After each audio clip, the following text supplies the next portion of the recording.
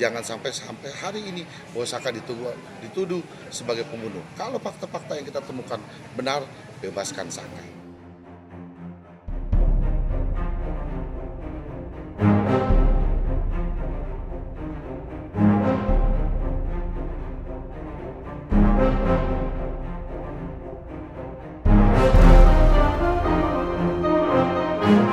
Kemarin kami beberapa hari ada grup yang kita bentuk, kita berkomunikasi dengan Bang Farhat dan Mbak Titin dan teman-teman yang lain.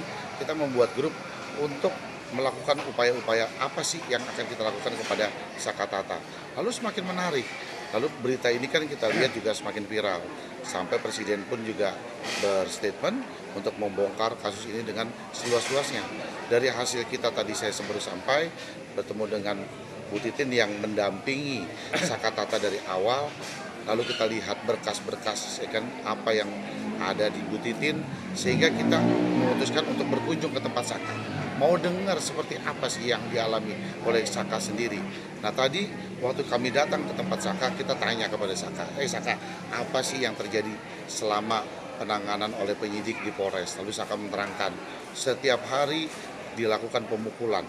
Terjadi pemukulan, baik siang, baik pagi, baik malam, dilakukan terus kan oleh pihak kepolisian kepada Saka sebelum Saka dipindahkan dari Polres menuju ke Polda. Sampai-sampai Saka disuruh minum apa? Air kencing yang 1 botol gede. Air kencing yang 1 botol besar, ya kan diputar itu.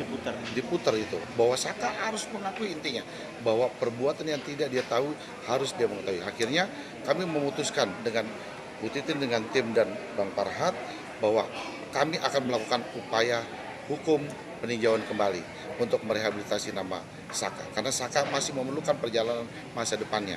Jangan sampai hari ini bahwa Saka dituduh sebagai pembunuh. Kalau fakta-fakta yang kita temukan benar, bebaskan Saka. Saya Nitya Anissa, saksikan program-program Kompas TV melalui siaran digital, pay TV, dan media streaming lainnya. Kompas TV, independen, terpercaya.